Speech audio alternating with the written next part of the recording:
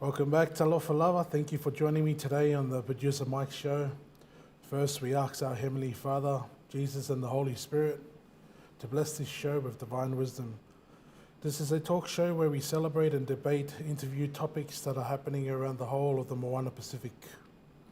Today we have a special guest, a professor, Dr. AFUALO.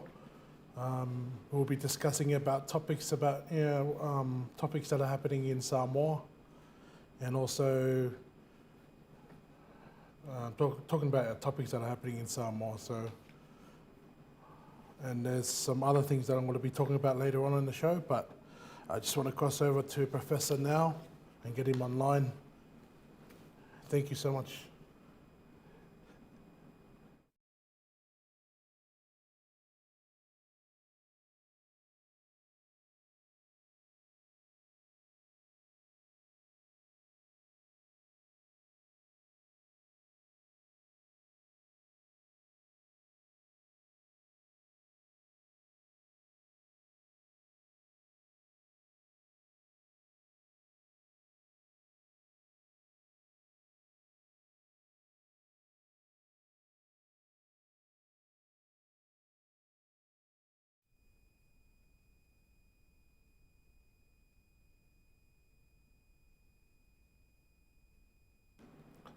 Today we are joined by Professor Dr. AFUALO Wood SALELE, a Samoan economist, academic and former MP, who's a leading voice on education, economic development and national growth in Samoa. He holds a PhD in economics and has earned the rare and prestigious title of professor, teaching at the National University of Samoa. It's such a pleasure to have you on the show, Professor SALELE. Welcome. Yeah, Talofa Mike. It's also a pleasure to come on board to your program so that we can share some insights about what is happening in our beloved town. Yeah, Talofa. Thank you so much, Professor. There's been a lot of things happening in Samoa in the last few years. Since the FAST government have come in, it's been a controversial government, being two different FAST party, you would say FAST 1 and FAST 2. But I just wanted to ask about issues that are happening in Samoa so people in the diaspora, people who speak English, can get a better understanding of what's actually happening in Samoa. So I thank you for your time, Professor. Professor, I just want to start with my first question to open it up. Samoa has a new government after decades of HRPP rule. How do you think they're performing so far?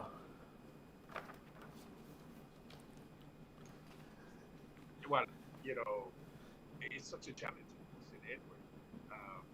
But going directly to your answer, because one has to consider long service that the opposition gave under the leadership of was become for quite some time. But now we have two parliamentary sectors that are under new leadership of FAST 1 and FAST 2. And looking into the comparison of we do a comparative analysis by looking at the results, of what happened and the historical background. So there is no question about it's happening to Samoa under the leadership of Honorable Dr. Tuleva. And we are now enjoying the benefits of all that milestone.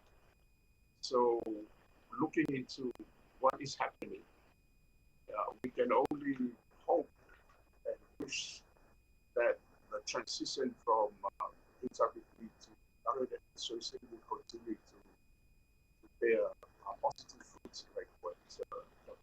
Tuleva and his HRPP party for Samoa.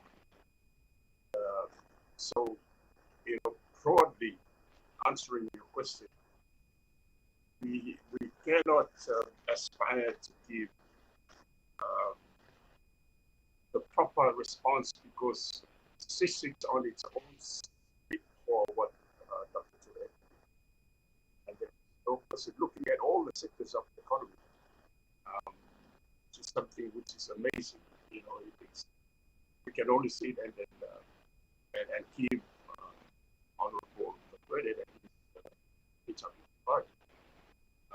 I am not saying that, and on whatever reason, because I myself was the president of the Tattoo Party, which is one of the opposing parties at the time. So we were all beneficiaries of hard work. But there's a lot of challenges that the new government is now facing. Looking at all the developments of the sectors, particularly in the sweeping change of new CEOs that the new government is now undergoing. If I can recall, the type of democracy that the United States has undergone, once a new administration comes into power, it will change all the and even all the administration as well.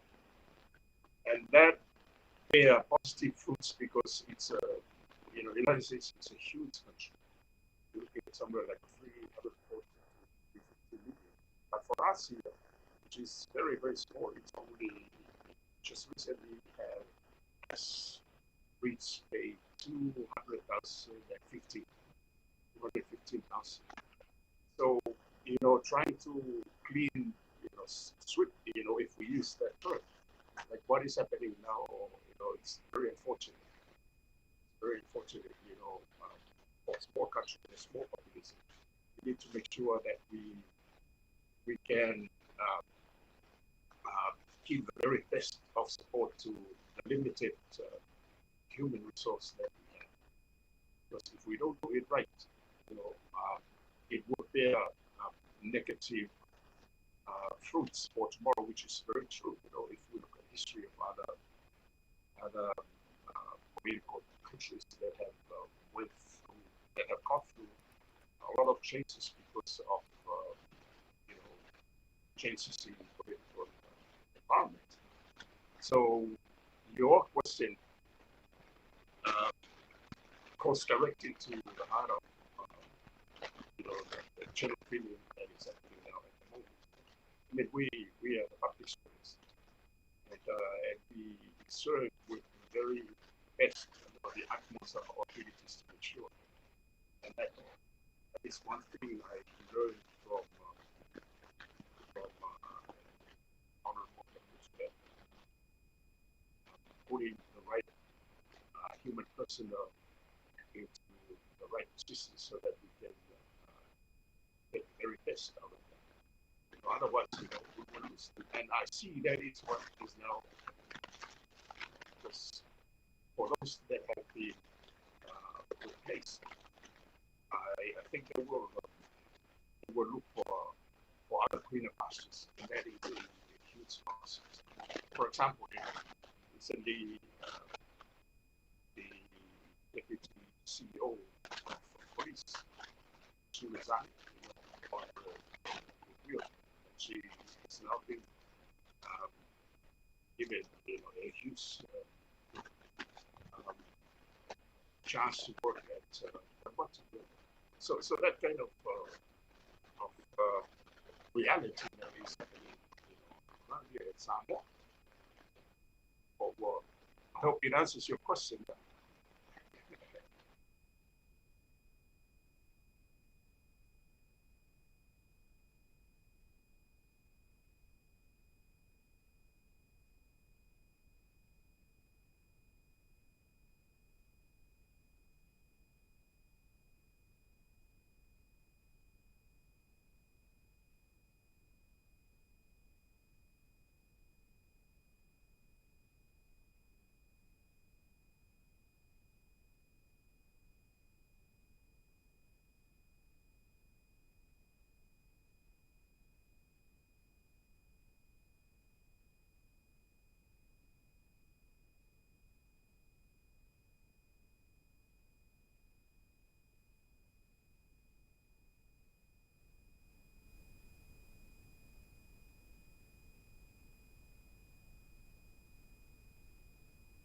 Sorry, sorry, Professor. Um, I was just saying that I had spoken with Honourable Tulepa, and uh, the issues that I like to bring up for everyone to listen to is, yes, as I said, the drugs, the hospitals, making sure they got medications, and also um, the the power is on, and also the cost of living. Now, I just wanted to cross over to my first question with the hospital. There seems to be a shortage of medicines in hospitals. Um, where in that process do you think things are breaking down? If you, in your opinion, Professor? Issue of hospital and the ability of the ministry to provide the very best healthcare system in Samoa has been an ongoing challenge. I remember, if I can recall properly, even during Honorable Tulepa's time, um, some things like this popped up, but it was not that bad. So it wasn't that bad. Now what we are now seeing now, it's like a continuous challenging problem for shortages. And then we asked the questions, it's probably, saying all this. And it has to go back to the management, whether they have really put the priorities in place. Uh, Remember, Mike, there used to be two institutions of the healthcare system, and that was done during Honorable Tulepa's time. And then there was a change to reverse those back to where it is now. And with the hope that the the administration and the provision of that healthcare system to the public and even the private sector, will yield fruits. That's not the case. Because it's getting even too big, too, for institutions like this side. Now we're seeing that, a lot of new caps now popping up. But the reality of the shortages of medicine, it's not good, you know. Particularly if it comes from the national, system. So in this case here, hopefully that the new government will put the priority to that, as they said, and things will work out. And then on the other hand, we're looking into the overall, World Health Organization and how it assists, it should assist us. We should at least, be a beneficiary of goodwill of those organizations. And I think that is where we are. And one of the other issues that has been raised from the public is the management of the infrastructure, particularly the main hospital, the tour. That huge infrastructure development was completed during Honorable Tulepa's time, and I know, after some time, like any other development infrastructure, the maintenance has to be, consistent at every time. But that has not been the case, because it's a lot of new refurbishing that has to go into the overall infrastructural maintenance, not just the Matotua, but also the CD and other district hospitals. At the moment, a lot of patients are now using the private healthcare system that is being provided by private doctors. The reason is very simple. We know that it is expensive to an extent, but people would rather prefer that, because they not only get the best of the provision of the but then at the same time, they can access uh, recently for a moment in time. So that is where we are at the moment. So that the situation of shortages, it goes directly to the management, and they need to make sure they should be finger pointing, because it's them that once a budget is being given out, budget that is already up, so they should make sure that all of those caps are now being looked after. Thank you for that answer, Professor. I just want to see if is this. I was asked this to Honourable Tulepa. Do you think it's a money issue, or is it maybe it's a money management issue where money is being prioritised? What do you like? Just your opinion. Yeah. Well, because this has to be supported by the budget, and so the larger chunk of the budget goes into the healthcare system. We make sure that our people get the very best of the treatments. That includes the provision of the allied health services. Because it's not just the medical doctor. You have the nurses, you have other allied services, and you need to make sure that all of those are being looked after. They need to be paid well. Yeah. And also the provision of the services that they would want, like the facilities. Whatever equipment that they want, they need to be provided with that. Remember, the budget is not the real, it's not the real fund. This is just a number that has been, approved by the parliament, and out of that, the government has to look for it, has to find that money. So if they don't have the money, if the money is not coming from the treasury, particularly through, customs, revenues, and other agents of revenue collection, then what can we say? So yes, it is the money,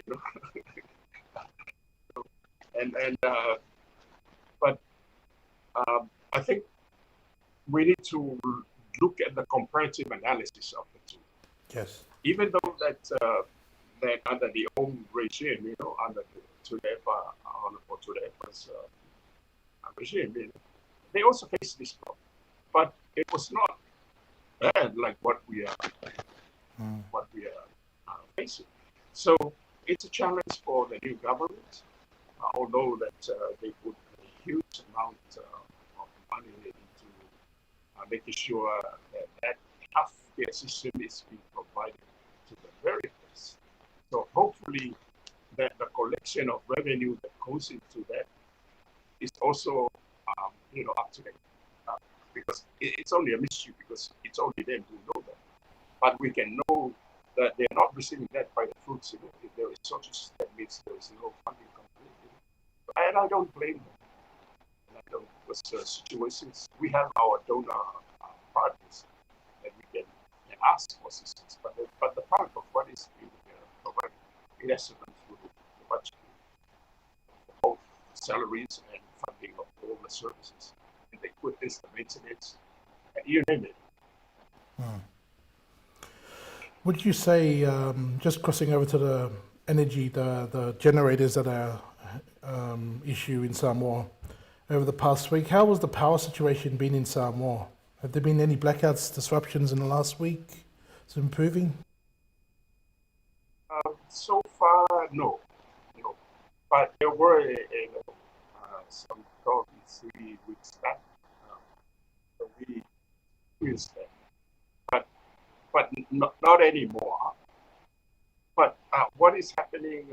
There is, like some parts of the country, they tend to be having blackouts. But I was, we heard from the news that think some assistance came from China, some generators, and I hope those were, because those are our donor partners. So hopefully that will solve. But as of now, the issue, it's kind of when you look at the way, you have the up, you have the trough, and then up in the top. So one time is good, and then the other one, and that goes back to the management. Then we go back down. And the question is there sufficient fund from particularly the APC, under Dr. Julepa's time, the board were able to save huge, European millions of dollars aside, set that aside for any challenge that the management may face, particularly the distribution of electricity, and even with whatever happens in the generator, even the balance. There was, but I think when the new government came, that money was used up. So I hope they have understood, what happened, and make sure that they don't repeat that. That's very true, Professor. I hope everything works out. And that's exactly how I think, because, I say the dirty politics needs to stop. We shouldn't have this type of issues in Samoa. We should all try to work together. And I think that's, it's a very messy situation that we are in. And I'm trying my best to kind of be the middleman to say to people, stop looking at each other and playing a game like we're playing a rugby league game or state of origin where it's blue versus red. We are all Samoans and we're all trying to work together. We should bring our understandings. Professor, just with the drug issue, is this something that you've seen over the years? What's your take on the drugs in Samoa? Has it increased over the years? What's your take on that, Professor? How to measure that, because it's kind of difficult. But again, we can look at the statistics, Yeah. how from the previous administrations, like Aiken, during his time, they also did quite a few of raids, to make sure they find those who are involved in the drug world, and I think there were quite a few of those, and some police lost their lives. But now, as a testament of the problem, which is getting worse, now we have more and more raids from the police department, which to me it's good. It's good. And they're now really going out, and they are also reaching out to the communities, like the Pulegari and Faikule, in the churches, families, to make sure, because, drug problem, this is not a government, they don't have the full solution to this. It's a collective responsibility for the community. The government, through the police, institution and others, then us, the parents, and then we also have Pulegari and the church. So I've seen, as a father and also as an educator, also a preacher, it's really sad to see some of the children, of your family, and then of course the Samoa in general are being affected, but because it's really bad. It's really bad. And some of my own families, have been affected as well. So we make sure that that don't happen. It shouldn't happen at a rate. So I'm very glad that the current Prime Minister, has looked into that. Like what Donald Trump is doing, the United States as well. He trying to clean up fentanyl and others, So, I'm happy for that, But again, it's a collective responsibility. So now the and Fekule are coming on, these, that's what they have to do. Once they have identified, one of the village or district residents, then they will have more people sent to the police. So that is where, and I hope as we move forward in this current administration that can be reduced. There is no way that we can eradicate that. I'm telling you that. Because this is a fact. It happens everywhere. But at least we try to keep it to the level, minimize it, because we cannot eradicate it. Because it's something. It's a disease, and a lot of people are affected with that. If we look at our neighboring, like one of the worst case scenario about Fiji is, but Tahiti, us, it's really bad. So it's sad to see, and especially when we look at countries that depend on tourism, so there is, some sort of linkage that the government needs to make sure, they look into. Although there are other means of making sure that the drugs are available to the locals. But for us, the good thing is that the government through the police, the Ministry of Police is now taking a huge stride forward. Although that this is just a continuation from what Dr. Tulepa and his administration did. Then, of course, at that time, the problem wasn't as serious. But now, the response to that drug, searches would warrant, positively, the heavy-handed approach by the police.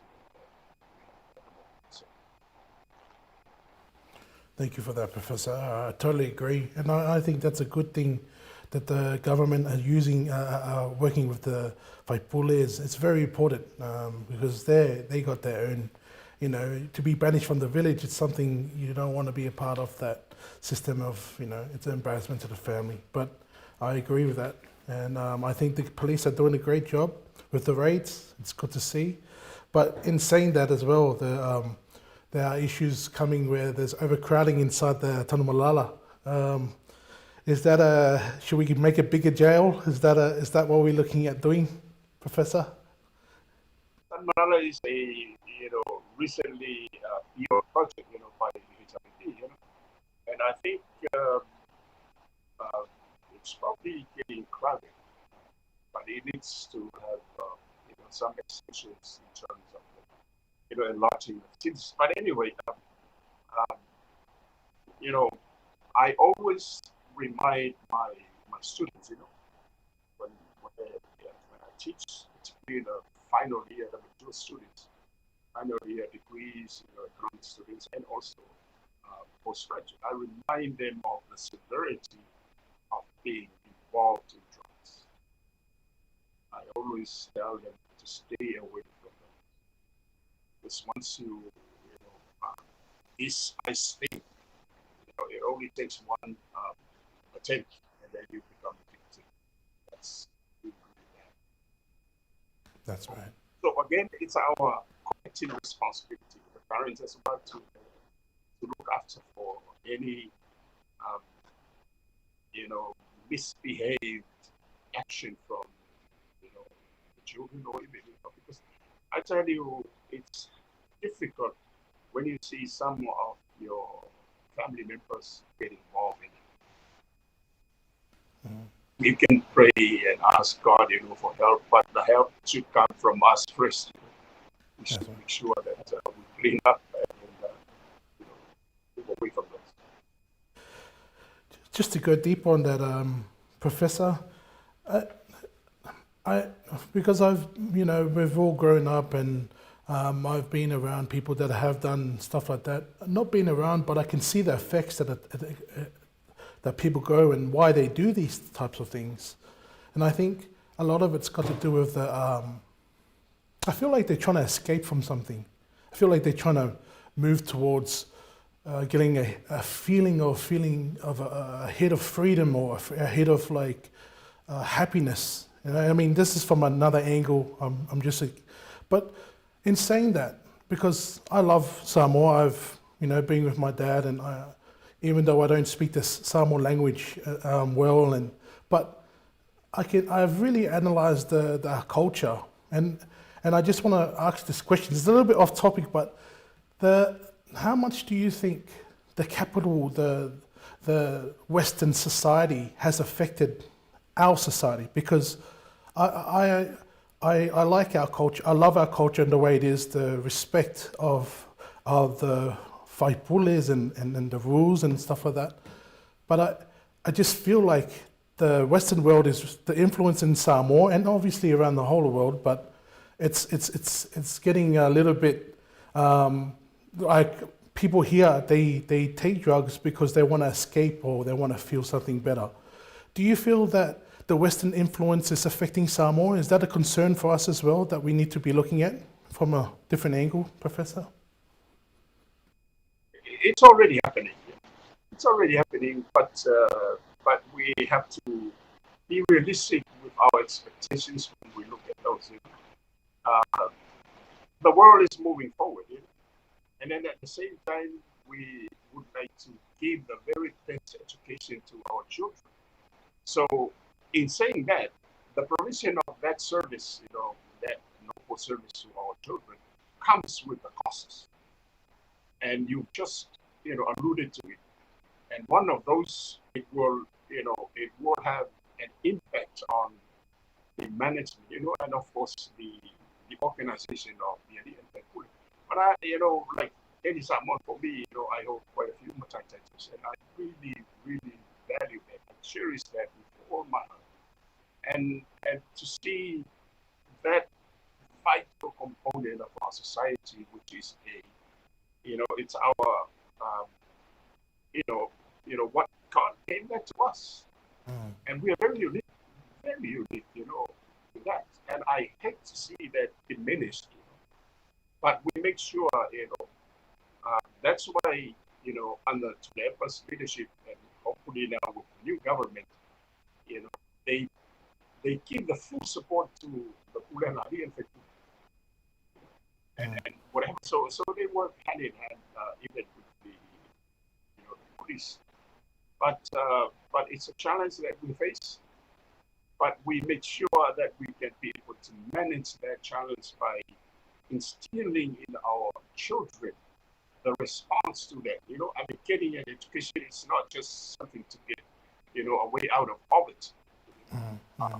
But it's also a tool, that allows us to cherish our identity, where we are from. Because without the Famatai, we are nothing. Suppose there was no Famatai, and then you look at other tribes, in Africa and even in the Pacific. It stands on the foundation that that is not strong enough. But we have a very, very strong foundation through the Matai system, and that's why the church is really strong as well. Because once it accommodates what the Matai system accommodates the church under its umbrella, it makes the church even much more powerful at the moment. So yes, great question, but it's also a reminder to our, not just us and the children who are here in Samoa, but also Samoans in the diaspora everywhere, because wherever you go, even if you don't speak Samoan, but you know that in your blood, when you are, very proud. For me, my family, I am the only one of the 9 children living in Samoa. All of the other are in Australia, New Zealand, United States. Yeah. They raise their children there. But when other moments came when we got together, when if I went there, they all get. They're very, proud of their heritage and making sure that. So one thing is to provide good education for all the children, because it's education, it's a right. Remember that. Huh? It's not a privilege. So government, the parents, and even the society, the churches, they do have a responsibility to make sure that those avenues are being provided for our children so that they can get that education. So moving forward to the age that we are now living, we are living in the age of information technology. A lot of new things, I teach my students, and I remind them to use the technology, which the chatbot cheated. I'm sure you're aware, the AI. Yeah. And I said to them, look, you gotta make use. It's something new, and use it properly. Don't let it become you depending on it, because the AI will provide every information. Once you just go in and ask, for an essay or research, the AI, the chatbot GDP will tell you everything. But and then at the same time, the owners, on us, the educators, we make sure that they don't plagiarize. They don't just pick up the information from the programs and then give it to us so that they get good marks and then pass, get the education, because they will end up, the worst of the worst in society. So, having said that, technology and knowledge should not be viewed as an impediment to growth. I mean, growth, whether it's economic or spiritual growth, cultural growth, it shouldn't be viewed.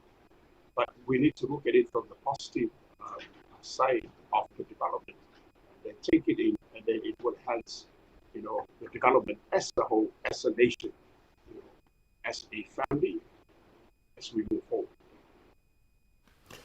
Thank you. Nicely said, Professor.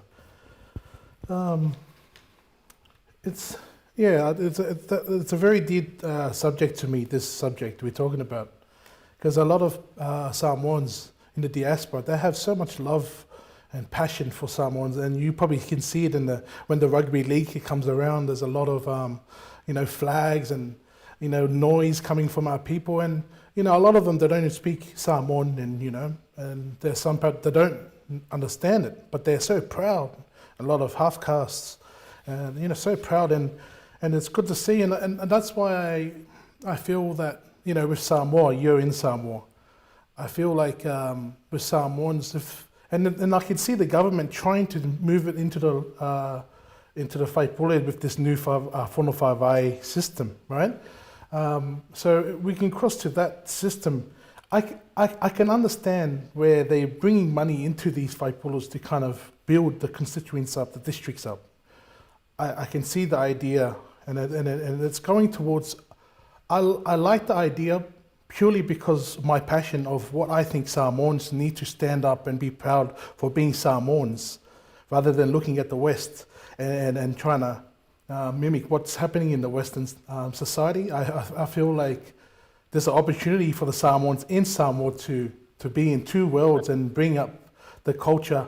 And so when they bring up the culture in Samoa and lead with examples and be proud of that culture, that they have the advantage because it's in their motherland. You guys are in the motherland. It allows us to look at you guys and the kids in Samoa and say, wow, that's what our parents came over from Samoa to overseas. And that's why I'm a big. This is why in the whanawhaiwai system, I like the idea. In saying that, I have concerns with that idea, and that's why I wanted to ask you this question about the whanawhaiwai system. Now, it's a little bit of it's a system that is distributed to the districts. The only concern I have with these is the system it seems, I'm not saying they are, but it seems that it's a little bit one-sided, and And as Honourable Tulepa said, it's more of a centralised system where only a small amount of people have the power to oversee everything, rather than giving the power and spreading it along all ministers and all people to kind of have an input. That's the concern that I have. But I'm not sure if Laoli's trying to build the structure up to get it working first, and that's why he doesn't want to make it decentralized. I'm not sure, but I feel like it's a nice approach, but I'm a little bit concerned about the dirty politics that's attached to this. What's your thoughts on that, Yeah, Professor? that's true. It has been a big issue at the moment. Going back to the original, the originality, I mean, the original states of Punpapai, particularly Billion, the project and how it's to, and the idea which, I know it was born out of the tour because some of my colleagues went to them, which is, and I know because in putting it into the manifesto, we were arguing that we need to make sure that we delegate ownership, stewardship, the responsibility of managing the resources and even the development projects to staff. That was right here. Now government took over, which is good, like you said. But a lot of challenges that are facing, deciding that's clear because there's only a few, in that committee that are now overseeing 2 million is not a small amount, it's a huge amount of money. And if we look into 51 districts, and if you multiply that by 2 million, that's more than 100 million. So for every district and with this committee, being selected by the government, and if it goes to what they want politically, then actually we won't achieve the overall purpose of making sure that ownership of those that goes to the infrastructure, particularly in the development projects that we do. So we are hoping, as we know, government needs to establish a strong financial background check of making sure that those development projects are being managed properly. Remember, this is not the money is not on funding is not government's money. It's not us money or even HW. This is the taxpayers' money, the people's money. So whoever is put in that place, because governments come and go, but they have to make sure that their responsibilities are there to make sure that this public fund is being managed, and there has to be transparency and accountability for those funds. Yeah. And my advice to my colleagues who are involved in that, make sure that you do it right, because it's a people's money, and we come and go, but transparency and accountability will come later. Like what has been happening around the world, different governments come, they embezzle the funds and so on, thinking that they were above the law, but then after some time, they were, the justice system caught up with them, and then they ended up the rest of their lives in jail, and that's not good. Yeah. But I think that's the truth, that's the reality of what is happening, and I hope the project, which is good, I fully support it. But one of the concerns is that the 14 seats under HRBP, and then of course the other 3 and 3A, though that's not recognized all under the parliamentary system, also other independence. And I think the government really needs to be looking into that in terms of fairness, because those are the districts, those who have been selected from through election. I honestly believe that they should be the ones to be responsible for the funds for their. Yeah, that's right. I mean, the past can put someone like chair, but I honestly believe, the chair should go to those who were selected. Because at the end of the day, these funds, are they're not just the first fund. This is for the whole country, for all the budgets and all of those candidates who contested the election. I totally agree with you. I totally agree with you. Transparency. I love that word. It's something that the government, the fast government, is a little bit weak, from my opinion. But because there's things, I agree with that. I think that some of these, the HRPP winners of the seat, they should be the ones that control the funds. I 100% agree with you that. I missed the question with the price of living. I wanted to hit on that. We had U.S. tariffs come into, Donald Trump had put some tariffs on last year, 10% on Samoa. Do you think that's affecting the cost of living in Samoa? What's your take on that, Professor? Well, even before tariff, the impact of United States tariff, came into effect. Cost of living was already. So a lot can go into that. There were some natural catastrophic choices, some diseases and so on. And we also have the continuous disruption. Very, very important. And then looking overall, from the economics viewpoint, there is a simple formula to calculate for it. And that government, the country has to have certain goods aspects of that. Sorry, Professor, you're just cutting out. Sorry, you're just cutting out a little bit. Can you just repeat your last sentence there? Will be able to determine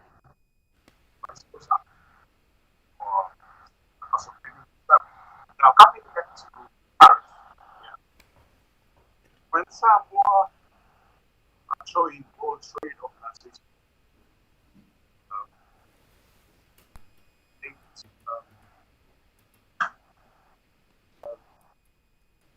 linked to last, because at the time when Samoa was attempting to ascend to WTO, World Trade Organization, the whole tariff system was reviewed and eventually phased out. That began in 19.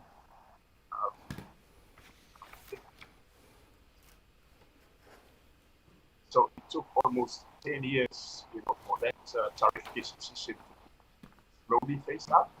And then eventually, that is being replaced by, other forms of taxes.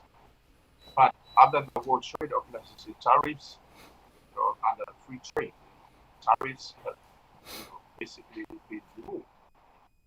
But now Donald Trump comes around with these new policies.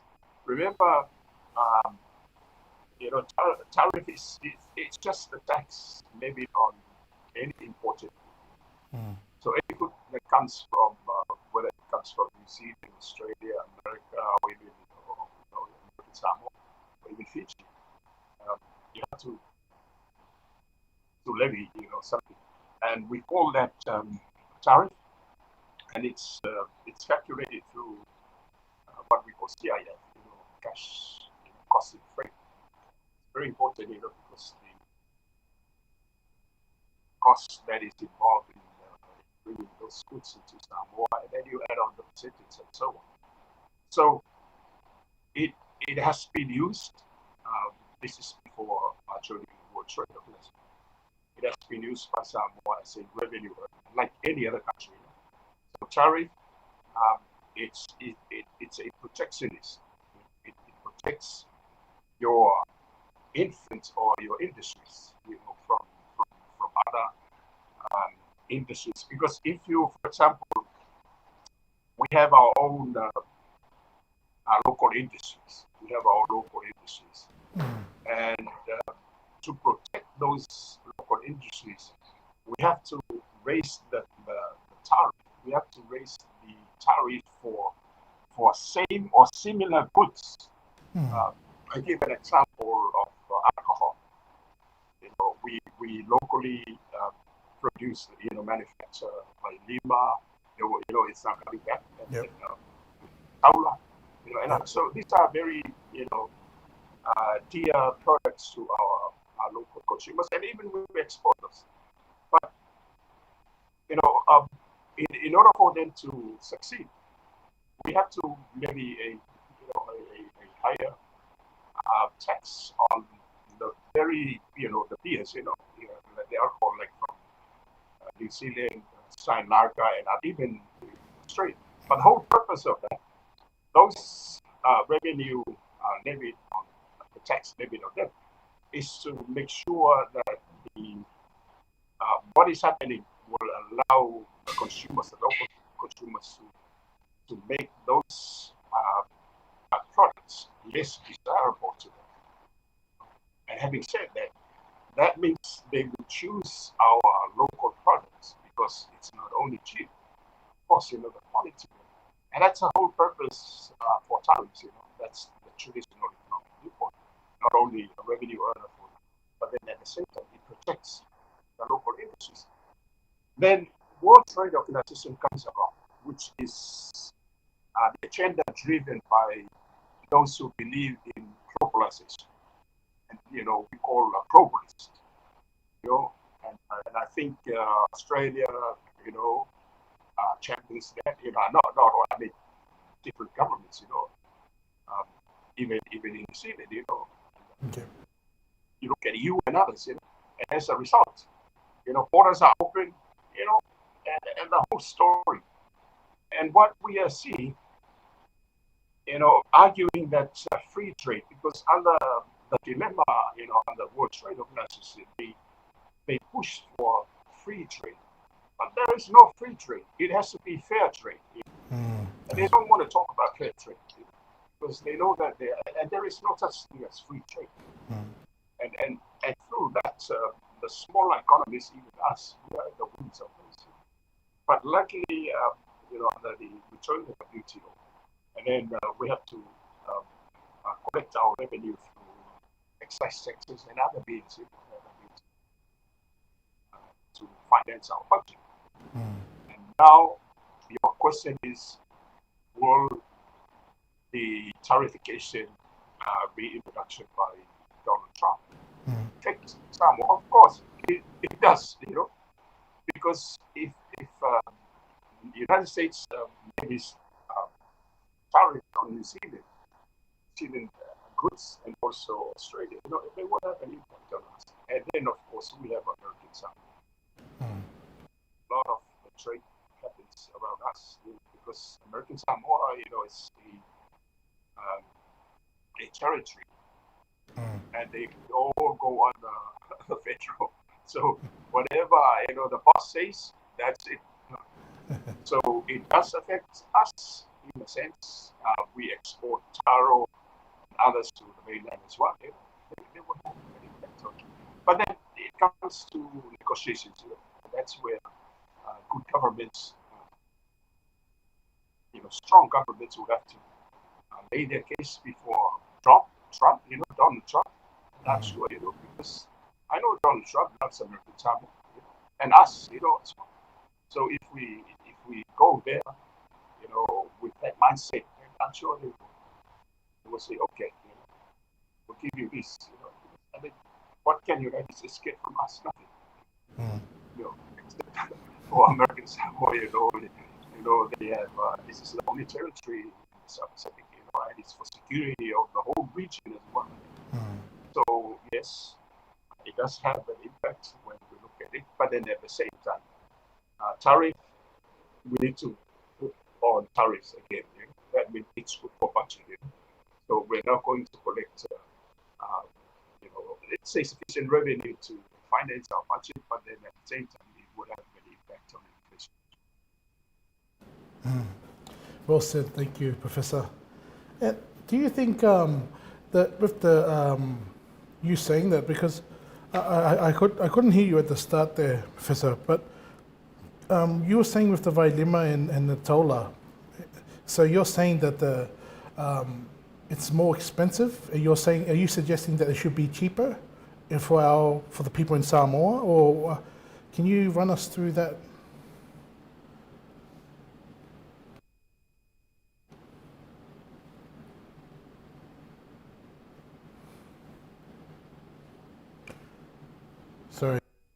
Sorry, Professor, I can't hear you.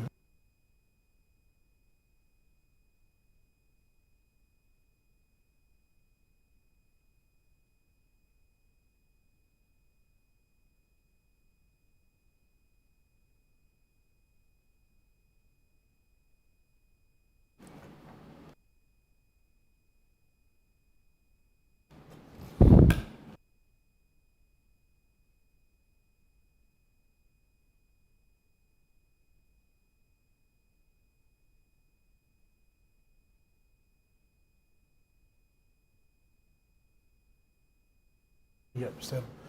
Sorry, guys, we're just having some issues with the audio. We'll just take a little break and I'll just try and fix it, please.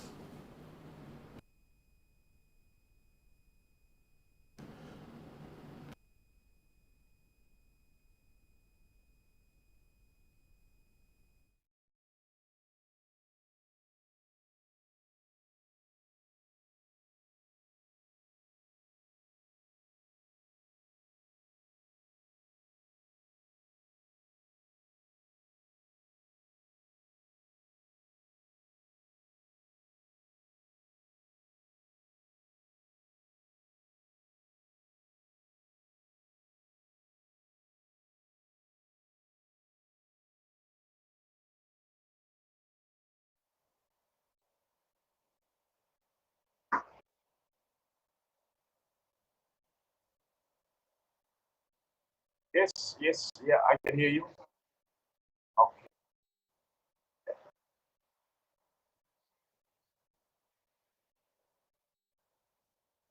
Yeah, I can still hear you.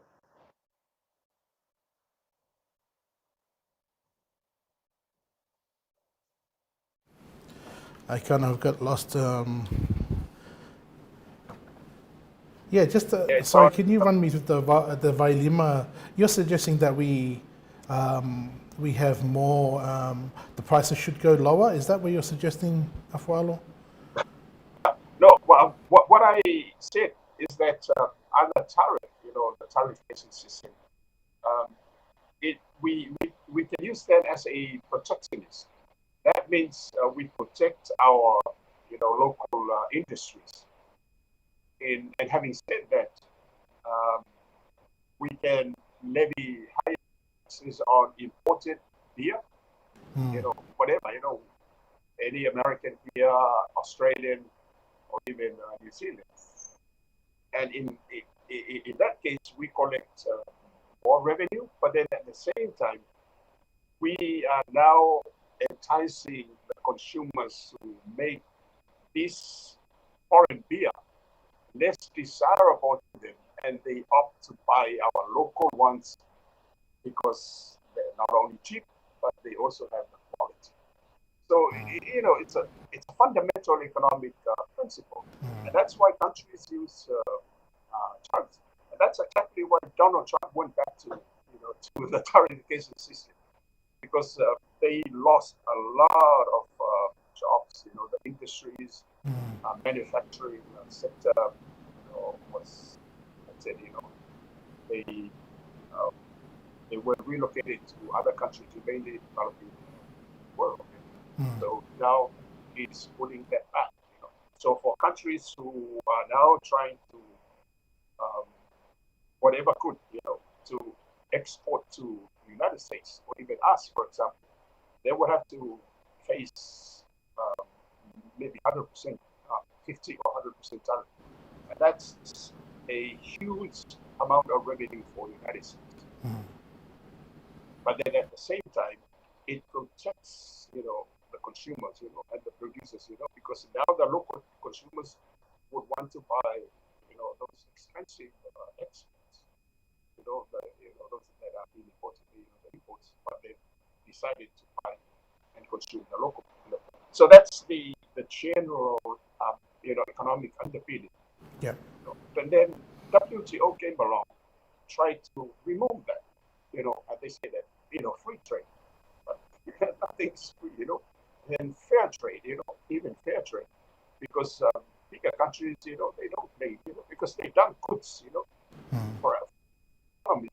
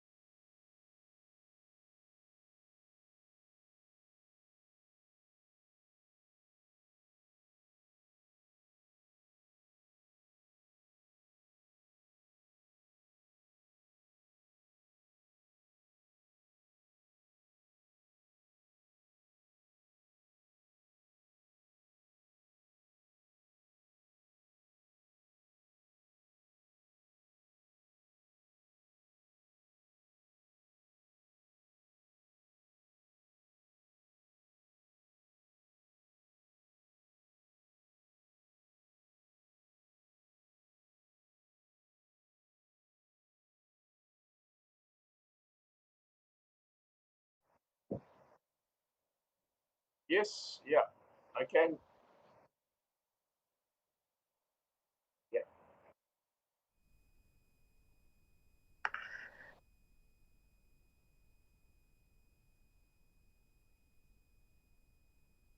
it's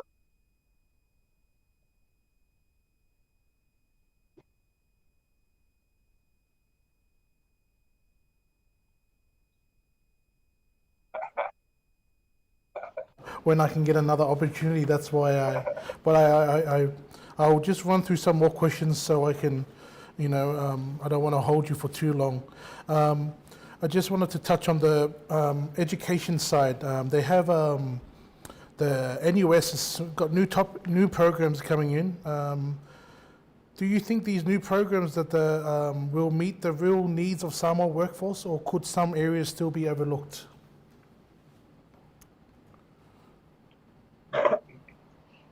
Well, NUS has been doing ongoing revisions of the programs.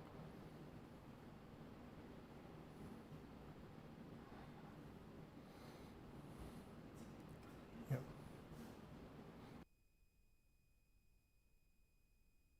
Sorry guys, I'm just difficulties again. I apologize for that. I'm just trying to fix this up.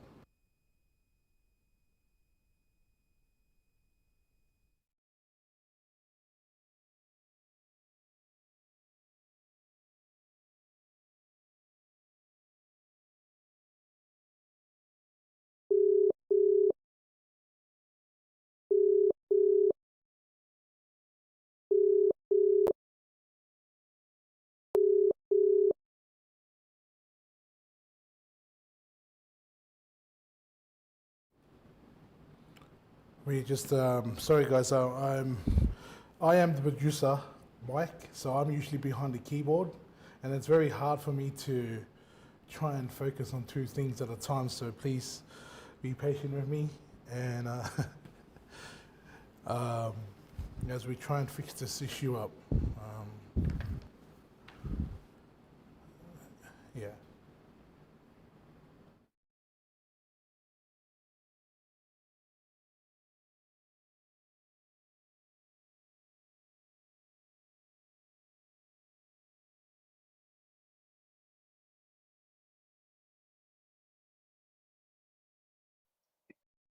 Yes, yes, yeah, yeah. It's all right. The new programs coming into that being introduced would these meet the real needs of Samoa workforce, or could some areas be still overlooked? Your opinion? Yeah, well, um, the responsibility that we have, at the National University of Samoa, we work with our stakeholders, and there is an ongoing communication with stakeholders. For example, Ministry of Education, and from there, if there are any um, uh, issues that they would want us to look into it and provide that training, whether it's short term or long term. So NUS is still doing that, and new uh, developmental programs happen every year. Yep. That's the situation. But then your question, will that be sufficient to solve the problem that we're facing? No, it's not, because this is an ongoing. Okay. We may face with new problems next year as well. Because Yep. what happened last year, there were a lot of disturbances. Like we had those natural catastrophes in terms of diseases and so on. And the NUS, for example, we had to close them for a fair bit of time, and then we communicate to the students through internet using Zoom. And so we also expect that the Ministry of Education as well, do that as well to the district schools. But it's a huge challenge, when that comes along, because the burden comes back to the educators, Yep.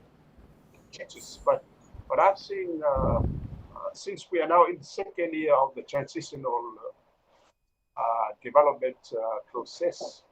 Remember, it used to be 5 years, Yep. at college, at high school. But then 2 years ago, government decided to reduce it down to 4 years, like in Australia, New Zealand, and other countries as well. So that definitely had an impact the results of the students. The 2024 results, I think for the pass rate, which, because there were two levels, that that were merged, year 13 and year 12. The total number of students who wrote were about 3,000. The pass rate was somewhere like 47. This is 2024. And then last year, the 2025, then we have students who came out of that, because the other level went up to university. Then this year, the 25-26, there is an increase in the pass rate, overall from 47% to 57. That is a bit, because the number of students who that transitional period dropped, from more than 3,000 to 2,600.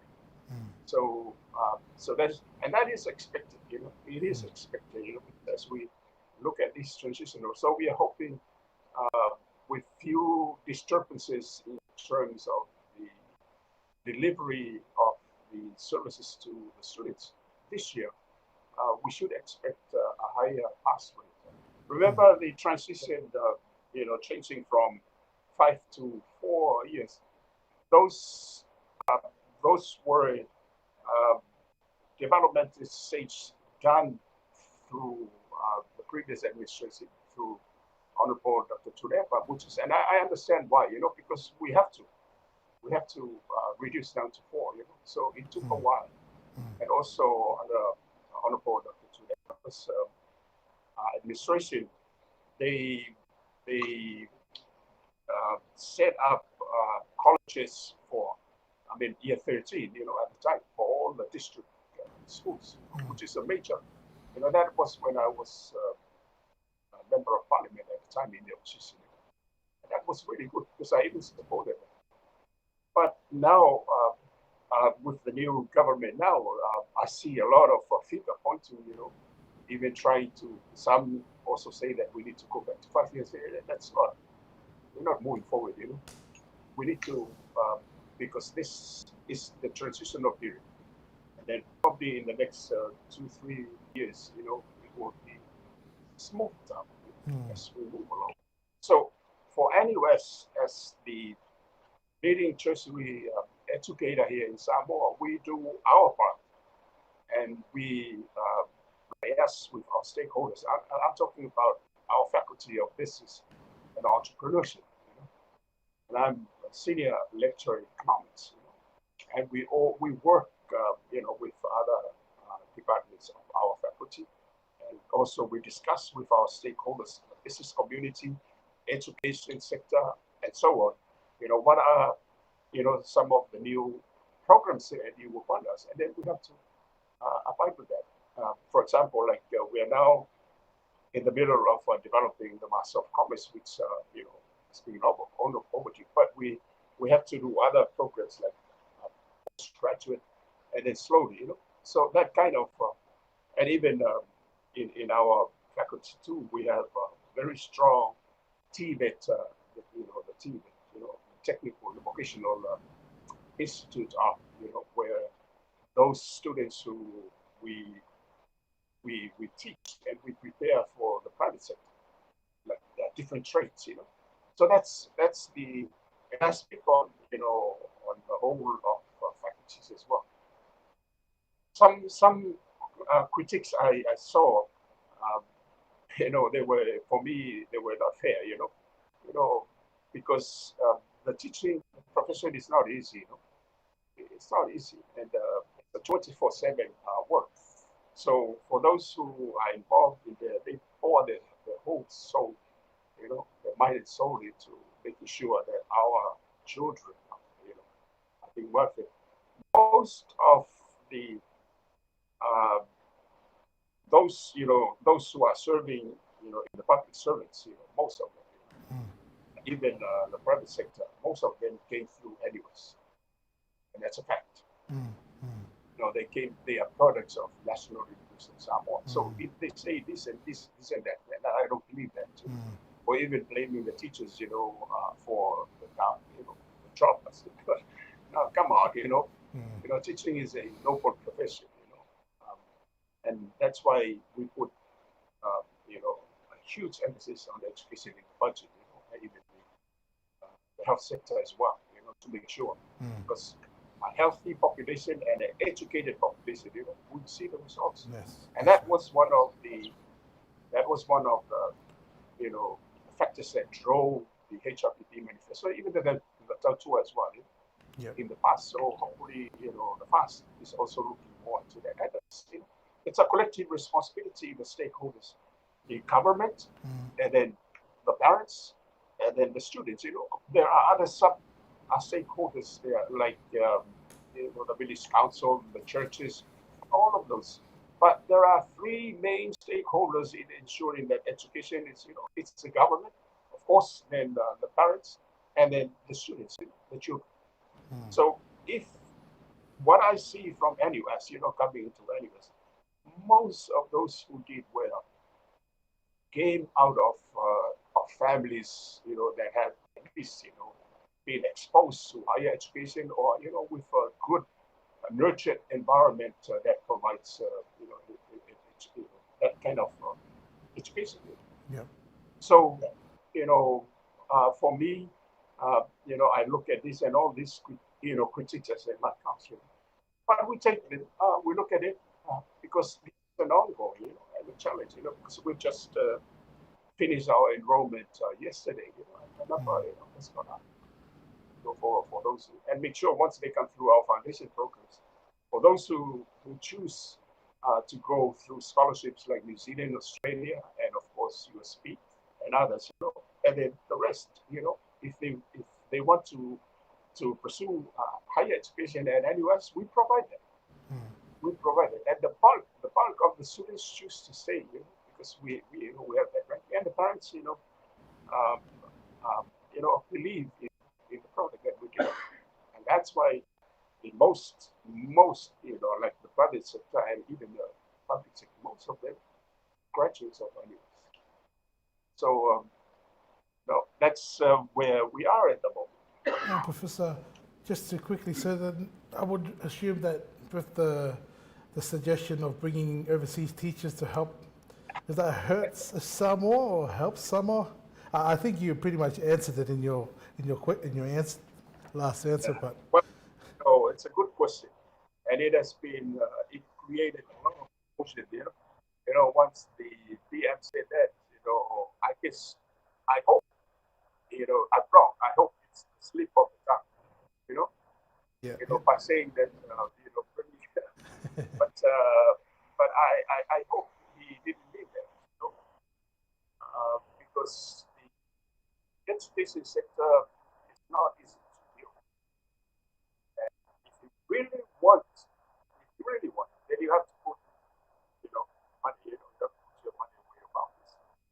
I look at countries that are very high in the ranking of education, like Japan, Singapore,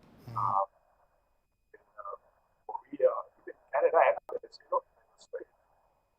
They spend a lot of money. They pay, even the teachers at colleges, they get paid higher than, university lecturers.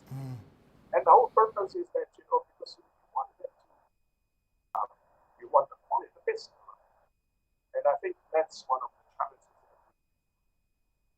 Salaries, although that there are other challenges, but I've often challenged my final year students, come final year students, take up teaching, and a lot of them say no. I say why? The human answer is salary. And we also had some programs in the past, in collaboration with education department, that teachers would come and upgrade themselves to do Bachelor of Commerce, either in accounting, economics, or with the hope that when they graduate, they would go back and teach. And few of them return. The rest, they work, in other ministries, because they get better let's say, benefits financially, so yes, I hope the new Minister of Education, because he's an educator himself, he should go and work with not just the university, but also ministry, and the parents, also the churches, and of course the education. Yeah, I Sorry. hope you. Yeah. Sorry, Professor. It's going in and out. I think it's maybe it's your side on the internet. I think that's the issue that we're having. But I'll quickly move to the just with the, because we're still in education. It's part of education. I think it's a school payback scheme or that the government has announced. Do you believe this handout from the grant that the government has announced, giving money to each Samoan student, is this a good? Is this a temporary relief, or is this a good direction we're going? Your beliefs, Professor? When the $1 million project, that's what you're asking, yeah? Yes, the grant that every student will receive $150 each. I think I might be. This the one. Sorry. Well, it's 150 tala per person. And according to Laudi, it comes out of the 1 million, the $2 million project. It's already in the budget. Okay. In the budget, and that amounts to about 32,250,000 altogether. So that is straight from there. So that means it's already been approved. But having said that, since this is a one-off, this is a one-off payment. Assistance from the government to particularly, at this time, parents need that, and it's good. And I'm happy that portion of that, 2 million is now, being diverted back to assist parents, and the families as well, and particularly at the beginning of the year. Now, and just to say something a little bit about the project as well. Yep. A lot of students who came to NUS that were from the districts as well. They used the district councils used that funding to pay for their university fees, school fees as well. Okay. And for me, that was a really, really positive development towards the development of our children, because once you come to university, it's very expensive. Very expensive. There's a huge gap from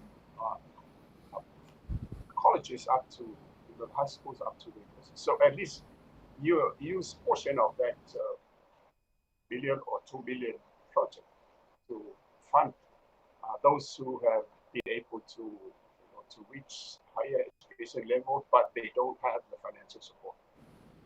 Yeah, well, that's good. Yeah. That's a good feedback. I'll just quickly, I think I've gone through that. The Whono Whawai, I've kind of touched on that. I'll just with the Whono Whawai, I've just been asking around about I'm trying to find transparency between the governments with this Whono Whawai, because I'm not truly 100%, and that's just my honest feedback at the moment. As I said, transparency is a big thing for me, and I need transparency to understand it. But with the audits, is it? I've heard things that the audit of this has not been released to the Parliament. That to me is a little bit concerning, Professor. Is that a concern? Do you think? Yeah, well, for any public fund, that goes to whoever, there is accountability. Because this is not, this is taxpayers' money, and funds have to be audited. So this large amount of money that comes through the $1 million and $2 million projects must be audited. Because it's people's money. Yes. Once that is done, then it has to come through the finance committee, because they have to look at it, before parliament finalists. But I doubt whether that is any stage near from the last 1 million. So, but it should come. So there shall be no excuse for for making sure that those funds are being audited properly, and then submit those to the finance committee. The finance committee will look into it and then bring to one. Is it a concern, Professor? Is that, I mean, because they, I think they failed. If you correct me if I'm wrong, they didn't present the audits. I'm not saying there's a rule, but usually with these types of projects, it's very good to see that. Is that a concern with the government? Because that's what I have. That's my concern: the transparency. We want to look at the numbers. But it's a concern. Remember that $2 million project, $2 million project. It's the same. It's the same as the allocations given to ministries and even SOEs. Particularly ministries to finance them.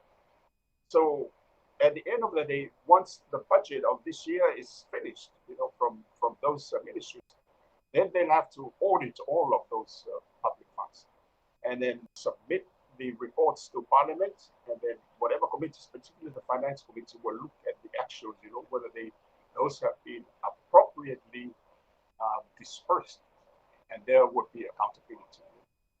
Because it should not come to the parliamentary committees and the Finance Committee without the auditing, without being endorsed and audited by the proper, the audit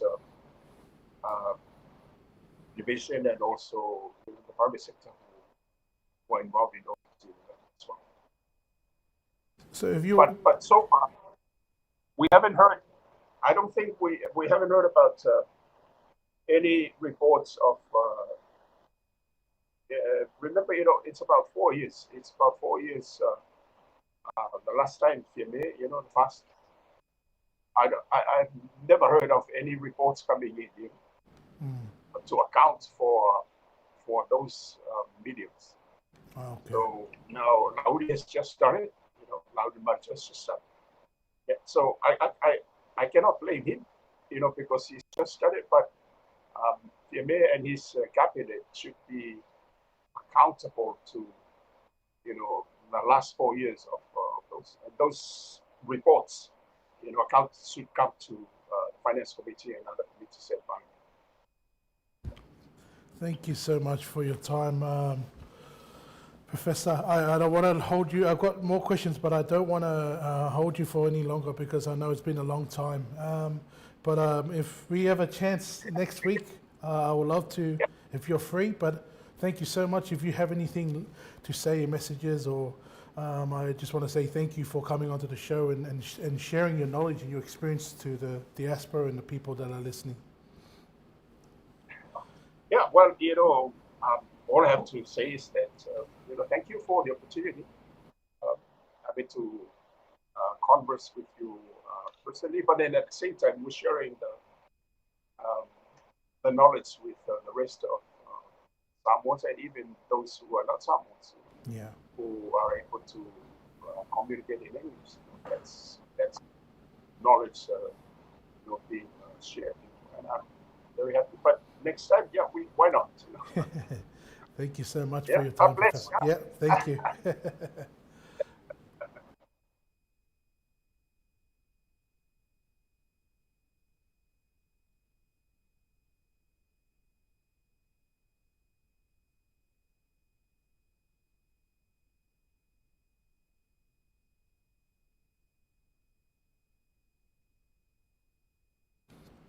Thank you guys for tuning in with that